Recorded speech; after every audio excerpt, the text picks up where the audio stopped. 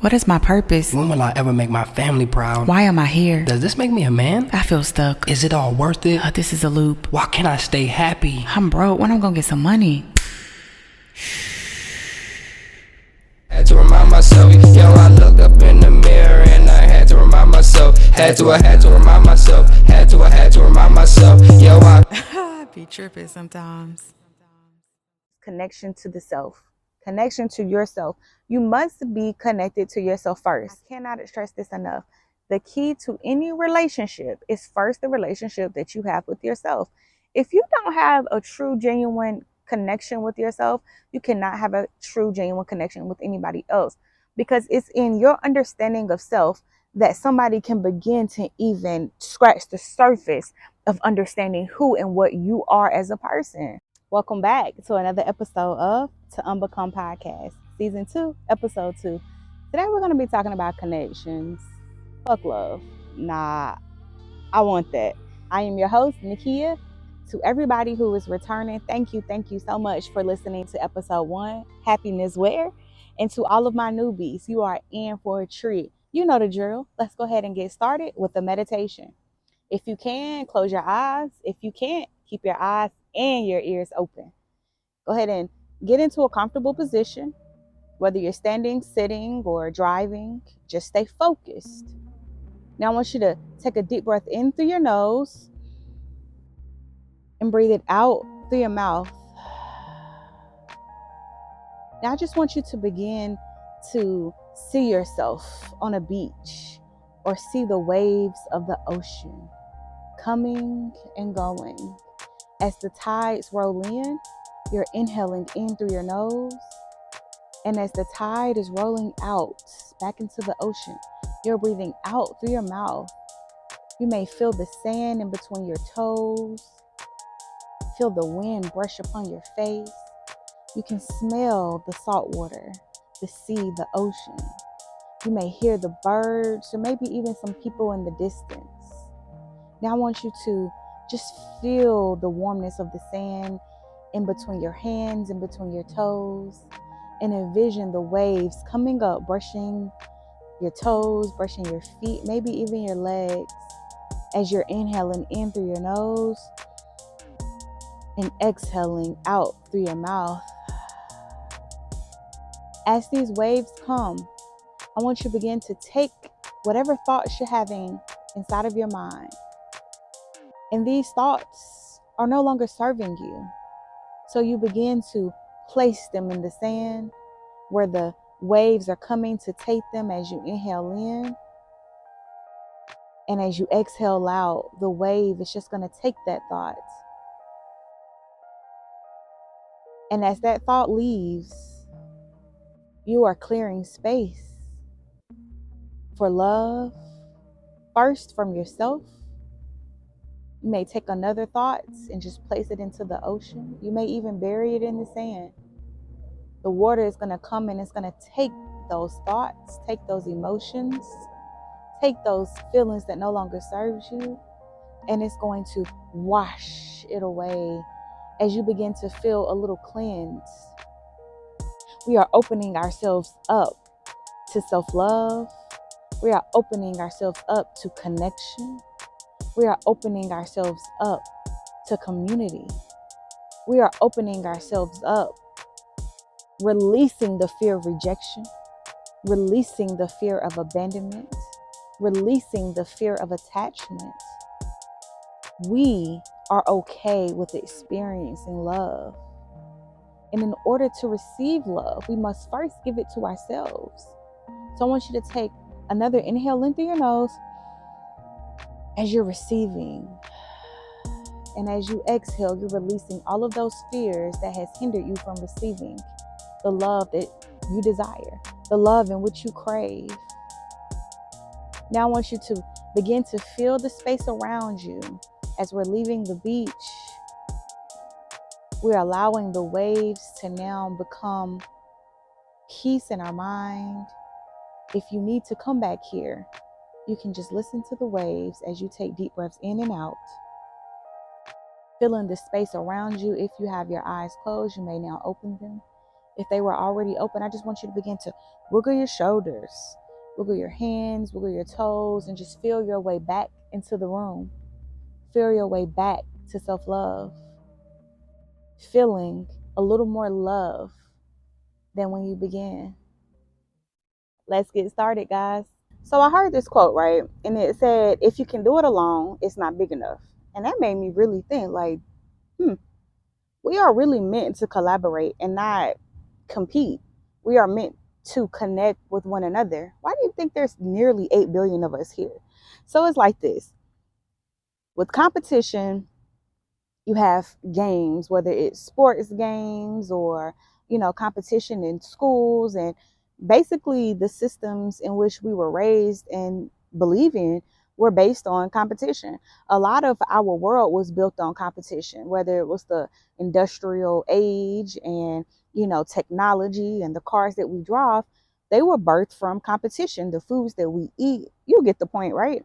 So coming together as a community, it sounds good, but a lot of us don't do that. We hold on to the secrets of how we got to where we are. The people that are successful, they exploit themselves for money. And I'm not saying that it's a bad thing. All I'm saying is these are the ways in which we have started to operate. So when it comes to collaboration and competition, they don't mesh, they don't go together. So you have one influential person versus a community of influential people. Who has the bigger influence? Who has the bigger impact? Of course, it's going to be the people who has the many. That's why they say, to raise a child, it takes a village, and, there's strength in numbers. That's where all of those quotes and ways of life comes from, because there really is strength in numbers. And the more that we remove competition and we remove the need to be right, the need to always be number one, the need to win in everything, is when we connect on a human personal level, on a deeper level, and we actually connect with not just the person, but with their soul, with their spirit. And just imagine how much we can accomplish if we did that, how much positive influence we were able to pass on. Because life is not just about us. We're doing life and we're supposed to be leaving marks for the people behind us. But how are we going to do that if we don't come together and collaborate? With competition, you're not here to prove yourself, but you're here to share yourself. We're not here to say, oh, I'm better at this than you. Oh, I can do this. I can be number one at this. I can be number one at that. No, we're here to share ourselves, to embrace one another, to connect through one another's stories, through our experiences, to learn from one another, to heal from one another. Because connection happens on an authentic level. You can connect on a surface level, and you can connect on, oh, well, this is my favorite sports team. These are my favorite foods. This is my favorite color. But true, real connection that lasts and it's going to make an impact and create change in our world, in our lifetime, so that we can experience, it's going to come from true, authentic connection. And that's being who you are, being, self-accepted, coming to those places of happiness of what we talked about last week, that self-acceptance, being authentic with ourselves and being authentic with other people. That leads me to social media, right? So social media connections versus real life friends. So I never really knew that it was a thing. And, I was having some conversations, and it's like, Key, social media connections and real life friends, like, that's not the same thing. And I'm like, wait a minute, what? And I've experienced, that personally, where I've connected with people on social media. And for me, I view it as real life, because it's like, okay, how is social media not real life when we're giving our real time, our real energy to this thing? I get it. We have filters and we can, alter and choose to put our highlight reels on there. However, it's like, okay, I'm really giving my true authentic self on this platform. And so when I connect with somebody, whether it's on social media or in real life, to me, it's all real life. But social media was created to be like this alternate universe, right? So it's like you can be whomever you want to be. So there's you, this authentic version of you, and then there's you, this social media version of you. And I think a lot of us got it twisted because it's like, what if we just be our true selves no matter where we are? You have these connections online and then you have these real life friends and you separate the two. And then we wonder why we can't ultimately find this love that we're looking for. And I'm not just talking about romantic, intimate love. I'm talking about true connection. Like the person that's on the opposite end of your scroll, on the opposite end of your double tap, is a true live person. Well, most of them are, because AI generation is a trip nowadays. But it's like with social media connections, it takes us away from being in the realness of the world. Internet bullies, they get on there and they can say anything. It's like they get this newfound courage because nobody can truly know who I am if I adapt or adopt this identity of who I want to be. As human beings, we read energy. And so you can feel somebody's trueness, you can feel somebody's realness. And so a person that you connect with on the internet can be just as much a friend, just as much as a connection as a person that you met in person. Back in the day, you would go outside, you would play with your friends, you'll have a meetup spot. You guys, if you did text or you did call, it was to meet me somewhere. And so, I'm 36 years old. And so I played outside. We played outside till the street lights came on, and then even tried to stay out longer. Our parents had to force us to come in the house. And so I get that there's a new generation, there's a new era that has emerged and that has came, and the paradigm has completely shifted. So it's like, how can we incorporate real life with social media to where it is a part of who we truly are, and how can we integrate it in a healthy, sustainable way to where it's creating healthy connections, healthy relationships, and so that we are still implanted and deeply rooted into the real world in which we do still reside, right? Let's talk about intimate relationships, right? So intimate connections and relationships are the highlight of a lot of our lives. It's the highlight of, who we become. In the intent to control others, you lose your freedom. I'm going to say it one more time. In the intent to control others, you lose your freedom. Now I'm going to stop there and I'm going to go somewhere. And then we're going to come back to that, okay? So let's talk about the concept of marriage, because with intimate relationships, with romantic relationships, I often hear marriage is the goal. So let's talk about first where marriage was birthed, okay? So back in the day, marriage was not what we see today. Marriage was more so for reproduction, for the security of, I want this person to claim my child. I want my child to be able to inherit the things that this other person that I've created this child with has. It was more to secure land, to secure the family's name, to secure that wealth and riches stayed in that family lineage. And that even resulted in people marrying their brothers, their sisters, their family members, because marriage wasn't this romance that we see today, right? So around the 1800s, when the industrial age started to come about, it led to a lot of people finding their freedom in who they wanted to be and, in the creation of things. And people started to say, okay, arranged marriages are cool, marriages to keep these, families not even together, but to keep this wealth in these families together. But not everybody had this wealth. Not everybody had things to pass on. So people began to explore themselves and they began to come into themselves. Imagine living where you didn't have railroads and you didn't have transportation, you didn't have cars, you didn't have factories that imported and exported all of these foods and goods and services, right? And then all of a sudden these things started to come about. It opens a person's mind. So these people began to have their minds open and they began to say like, okay, I want to experience happiness. I want to explore myself. And so with the exploration of self came the exploration of love.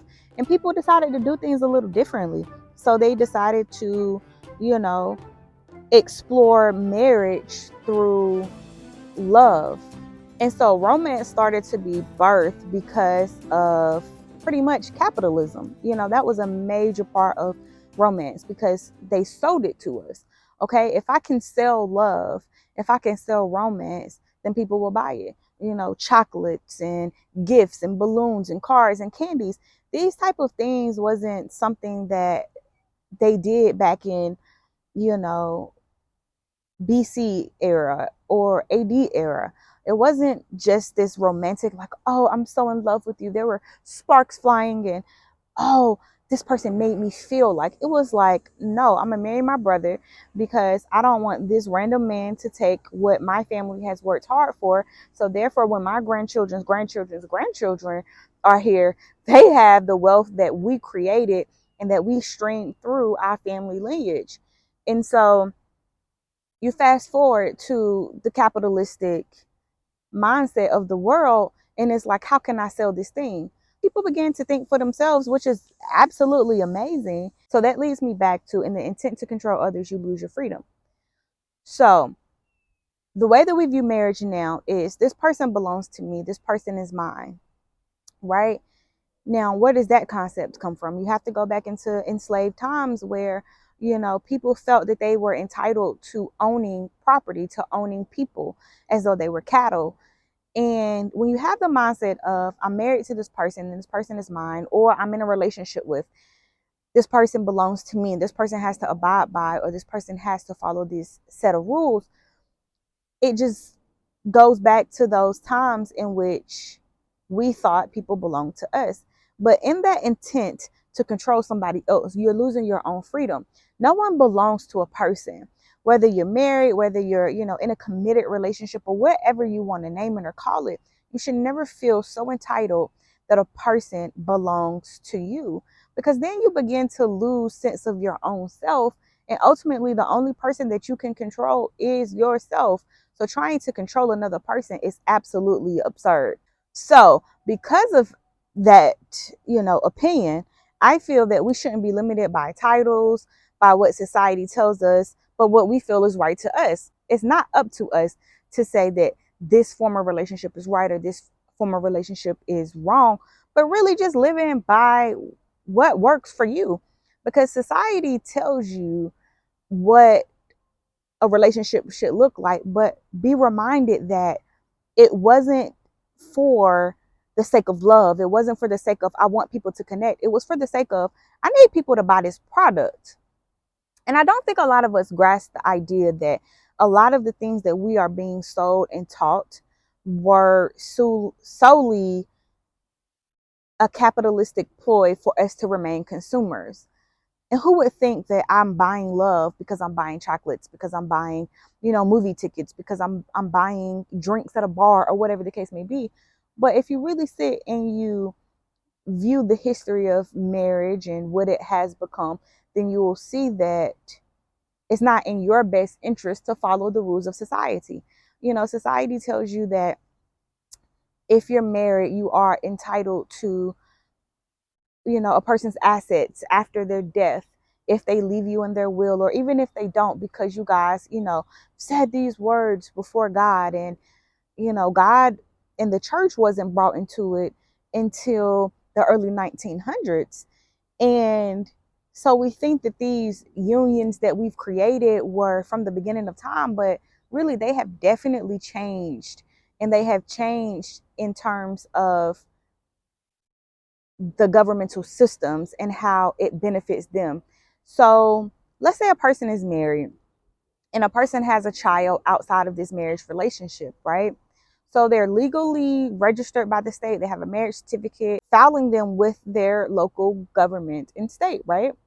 So this person has a child outside of this marital relationship. This person is paying child support of any way. And this spouse who isn't paying falls behind, then it's up to the person who's married into this relationship to now cover those things, such as taxes and back taxes and property loans and mortgages. You get what I'm saying to you? So when we talk about intimate relationships and connections, and you say marriage is your goal, Is it your goal to pass down this family wealth? Is it your goal to have this love, to have this, this feeling, emotional aspect of it? Or is it an accumulation of multiple things? I feel like love just can't be defined by what somebody does, but who someone chooses to be, right? And a relationship is an accumulation of daily choices to share your world with someone who chooses to share their world with you as well. This person is motivating you when you can't motivate yourself. So it reminds me of having your own personal cheerleader. But in that, you can't get so caught up in this person have to or this person should, because then that leads us down a whole loophole of expectations, and it leads us to starting to deteriorate from our happiness. Remember last week when we talked about that expectation versus reality, and it's no different when it comes to relationships. So define it for yourself. I like to think of relationships as a cheat code to life. Hear me out. So with the relationship, you have two people, right? Most relationships are two people, and even if there's multiple people, relationships are our biggest mirrors. They show us, they show us our triggers. And so these triggers allows us to heal from childhood trauma, from issues from previous relationships, to things that we may not even know exist inside of us, right?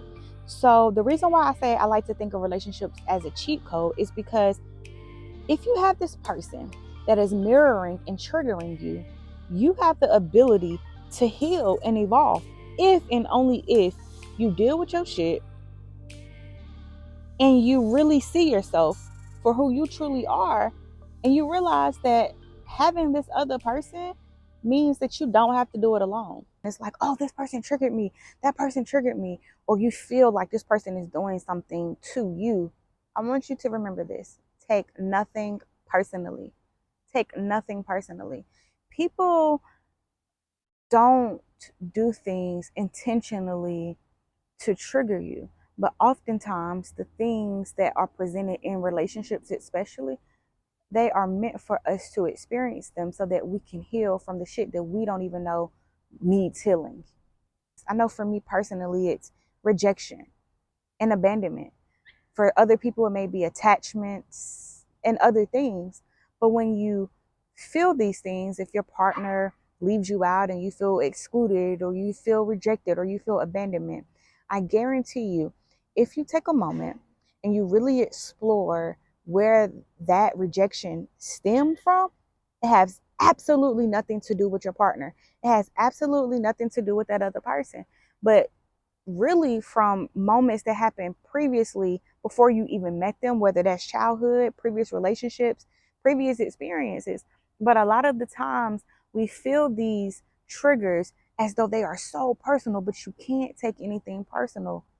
And then on the opposite end of that, the things that your partner did to trigger you, or the things that they've done, are also things that they need to heal from. It's things that they've experienced in their past, things that they've experienced from their past childhood traumas, their past experiences. So when we don't take things personally, we allow room to evolve. We allow room to heal, to grow. And when you don't take those things personally, then you have two individuals that are able to heal and grow while being in this relationship, being each other's cheerleaders, being there for one another, so that you're not having to do it alone. And so you do have the support that you truly need. And then these two individuals are healing and growing on an individual level. And then collectively, they can come together.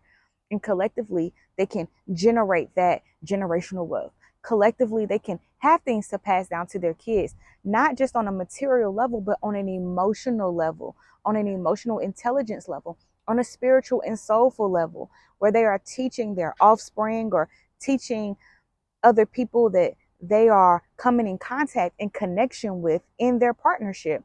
They are able to teach that simply through their personal relationship, teach that through their connection together by being in harmony with themselves and with one another.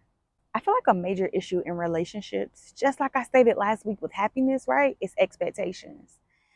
It's like you cannot demand something that you're not. Okay? And in today's age, we got it twisted. We feel like we can demand so much from other people that we are not even doing. So peep this. I remember I was scrolling social media, right? And I seen this YouTube short, and I think it stemmed from TikTok. And the guy was asking these group of ladies, he was like, hey, how much does a man have to make in order for you to be interested or give him a chance? And they said $150,000. Another young lady said $100,000. Then he turned around with a follow-up question and said, well, how much do you make in a year? And one of the ladies said $80,000. Another one said $40,000. And I was instantly thought, like, wait a minute. How can you demand something that you are not even making yourself or doing yourself? So if you are demanding for your partner to be trustworthy, to be honest, to wine and dine, to be a good listener, to be a good communicator, then you first must possess those things inside of yourself. You cannot expect something that you're not willing to give out, period. Like in the real world, that just does not equal up. And when it comes to men and women and gender roles and what a man should provide and what a woman should provide is subjective because it's totally opinionated and it's up to the individuals. In my opinion of what I feel may not be what your opinion is, but I personally feel like if I don't have anything to bring to the table, then I can't demand for any person to give to me what I can't give to them. My last and final point, which is connection to the self, connection to yourself. You must be connected to yourself first. Because if you don't have self-love, then you can't love anybody else. The key literally to any relationship is the relationship that you have with yourself. And I cannot stress this enough. If you don't have a true, genuine connection with yourself, you cannot have a true, genuine connection with anybody else. Because it's in your understanding of self that somebody can begin to even scratch the surface of understanding who and what you are as a person. A lot of people get into connections because they feel loneliness, but we have to ask ourselves, why do we feel lonely? And that goes back to connection because number one, we aren't meant to be alone, but sometimes in being lonely and being alone is when you can discover your true self. I believe that it's healthy periods of isolation that teaches us about ourselves, but you have to be willing to stop and really look at yourself before you can enter a relationship and allow this relationship to be a mirror. Because if you can't self-correct, then you can't expect somebody else to correct and check you with an open mind, with a loving, genuine acceptance of, okay, I do want to be better, but I want to be better for myself because I can't say that I want to be better for another person because then I'm not doing it for myself, right? And so with that is attraction. You have to ask yourself, what am I attracted to? What do I attract? So what you are attracted to and what you attract are two totally different things. You may want to attract a multimillionaire, somebody with a lot of money, somebody that's an excellent communicator, somebody that's going to be there for you always. But you may be attracting somebody who does not have a job, somebody that talks to you any kind of way. So you have to ask yourself, what am I attracting? Because what I am attracting is what I ultimately am. The other day I had journaled, right? And I was just like, okay, what am I doing to attract the things that I say I want? I want connection. I want community, hence this podcast, hence me connecting with you online and, hence me being vulnerable and just opening myself up to experiencing different connections and different kind of, personal relationships. And so with that, I said to myself, well, I feel like that I'm just this loving person. And I feel like, I'm a giver. I love to gift people. And I don't get any of those things in return in the way that I would like. So what is it that I need to do? What is it that I need to change in order to attract the things that I say that I want? And so I asked myself, I said, Key, well, when you're giving and when you're texting people this motivation and you're reaching out to people and you're inviting people places, like what energy are you giving? Are you doing it from a place of abandonment? Are you doing it from a place of fear? Are you doing it from a place of, you know, already feeling like you're going to be rejected? And so are you truly being open to rejection? Are you truly open to releasing the fear of abandonment, releasing the fear of this person isn't going to meet my expectations? Are you doing it with sincerity and a genuine spirit? And so I had to just self-correct myself and say, you know what?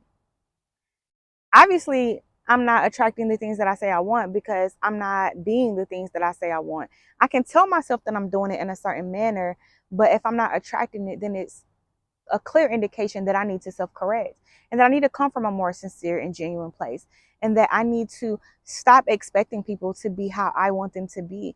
And just because a person isn't living up to, what my personal expectations may be, doesn't mean that it isn't a true connection, or doesn't mean that it isn't love. And so for me, I'm okay with spending these periods of isolation, but saying, having these thoughts of, man, fuck love. And it's like, no, reel it back in. I want that. I want that. I want true connection. I want to experience love in the fullness, in the purest, rawest forms. And, we have this fairy tale idea of what that looks like a lot of the times. But true, pure, raw love, that shit don't feel good all of the time. True, raw love is having somebody mirrored, or having somebody trigger you to where you heal from your rejection, you heal from your abandonment, you heal from your attachment styles. What other form of love is there than healing, than to really explore and get to the truest depths of yourself, to where you self-accept, you self-love, no matter what phase of life you're in? And that is the love that I want. That is the love that I want to continue to experience. And in that, this is me being vulnerable. This is me being open, saying, I want connection. Whether you are my online friend, you are a listener of this podcast, you are a person that I text, a person that I see in person. I want and I desire and I crave true, genuine connection. And it is my goal to be the things that I say I want to experience, so that those things come back to me full circle, manifested with the purest, most loving love. And sometimes that may not look like how I want it. And sometimes that may not look like or feel like love. It may feel like, damn, this don't feel too good. But if it's helping me evolve, then is it bad, or is it love? Now, I know I said the last point was the last one, but I want to explore one more, right? And it's the science of the heart center. Now, with brain and heart harmony, I feel like we should be taught more brain and heart coherence, brain and heart harmony in our lifetimes than we really are. And what brain and heart harmony is the unity and integration of mind, body, and spirit. So it's when our thoughts, our intentions, and actions align. It has powerful effects on our mental health and emotional health. It helps with stability and resilience, and it's also really good for physical health. I feel like indirectly, oftentimes we are led to or taught to lead with our brains, right? But our hearts create similar neuron pathways as the brain. So let me back up. So with the brain, anytime that we do something new, we are creating new neuron pathways. And so when we continue to do the same thing, then those pathways remain the same. And eventually, some of those, may die off because you're doing the same thing. You're getting too comfortable, right? So with our hearts, they found in some new studies that our hearts are also creating these new neuron pathways. So when we're opening ourselves up to love, we are being compassionate, we're having empathy, then our hearts are creating these new paths. So ultimately creating newness inside of ourselves, right? And so when we lead with our hearts versus our brains, we're not just thinking from a logical, technical, way, but we are believing and trusting in ourselves with our intuition. We are activating our third eye. We are opening ourselves up to trusting ourselves. The first thing that is created when you're born, that heart, your heart is created before the brain is even formed. And so your heart is like your first brain. Your heart is a trusted source. So we must start to heal from our heart centers the way that we do our brains, right? So let's say you're in a situation and you're talking about you want to forgive someone. You're in a connection, the person may have cheated and you want to forgive them. You forget, you say, I want to forgive, or some people say, I want to forgive, but I won't forget. And some people say, I have to forget in order to forgive. Now, when you go into your heart center and you begin to forgive from your heart, I'm not going to say that it takes away the memory, but it takes away the pain associated with that memory. So this person may have cheated on you, and you may have felt, because of society's rules, that is the wrong thing to do, and this person shouldn't have done that, and this person um betrayed me and they lost their trust. But you begin to forgive, and you begin to feel and forgive from your heart center. And the more you forgive from that heart center, the more that it transforms the memory of what you are to forgive, right? And so you may think about it, it's 5 years later, it's 10 years later, and you think about this thing, and your heart center has healed you from this thing. So when you go back, you're not reliving the moment, you're not reliving, the emotional trauma. It's not bringing up past experiences, it's not bringing up any emotional turmoil, but you're able to medicinally go back and view the past from a place of, I've healed. And so that's why I personally feel like that it's really important to have a brain and heart harmony, so that we begin to feel from the center of our hearts, and we begin to heal from our hearts and not just our minds, not just our brains, because the heart is the first thing that was created inside of your mother's womb. And the heart is a major center, of life. So as we wrap up, let's just go ahead and get into these practical exercises. Just like last week, I'm going to go ahead and offer you this 30-day self-care calendar. It's already posted on my social media, and I'll repost it again. And if you would like the PDF format so that you can print it or you can write on it, you old school like me, because I love to write out my stuff, then just send me an email. You can DM me on Instagram. You can write it under the YouTube, or you can email me at ToUnbecomeCoaching@gmail.com, and I'll go ahead and email you back so that you can do your thing with that 30-day self-care calendar. And let me tell you, if you follow me on social media, you'll see that I checked off quite a few of my self-care calendar, and it felt really good just to give myself that time, give myself that love. And it just does something to you when you take care of yourself, okay? So next, I want to offer you guys a journal prompt. I challenge you to write a love letter to yourself, expressing all of the things that you love and like about yourself. Because sometimes you can love yourself and you not like yourself. And sometimes you can like yourself and not love yourself. So write yourself a nice little love letter and put in there like, oh, I love you. This is what I love. This is what I like. Gas yourself up. Boost yourself up. Write that letter. Write it down. Type it in your phone. Whatever works for you. Next, take yourself on a date. I'm talking about wine and dine, whether you want to buy yourself some flowers, create a playlist and make yourself feel loved, take yourself to the movies, whatever works for you. Take yourself on a nice date. We talk about how we want somebody else to buy us flowers and we want somebody else to take us out. Take yourself out.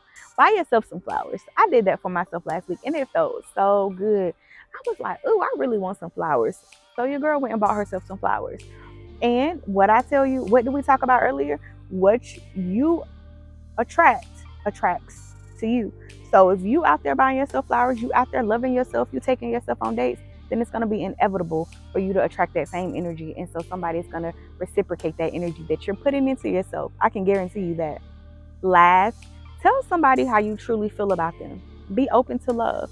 If you are in a space where you want an intimate relationship, it's okay. Don't be like, fuck love. No, I don't want that. Yeah, I want that. And it's okay to say, I want that.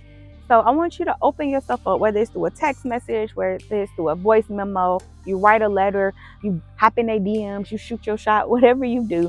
I want you to tell somebody how you truly feel about them and just be open to love.